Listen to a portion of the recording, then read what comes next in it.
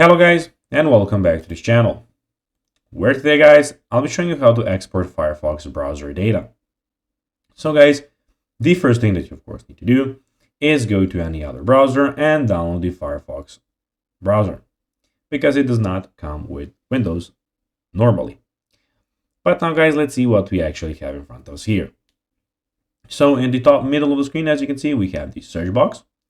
And we're going to search for anything that you want, and we also have it in the top side of the screen. We have the add shortcuts here and the three horizontal lines where you can, as you can see, go and check out a lot of things, settings, and those things. But now guys, let's see how you can actually go and export Firefox browser data.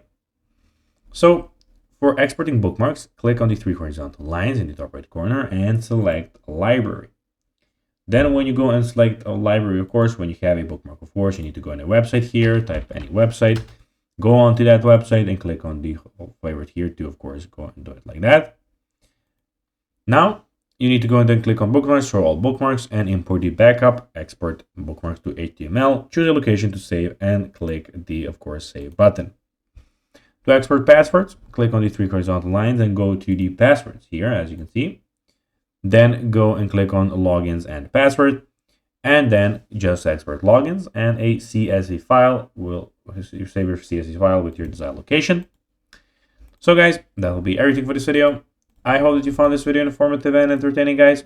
If you did, don't forget to like this video, share it, subscribe to the channel, and put the notifications on, as guys, this really helps us grow our channel.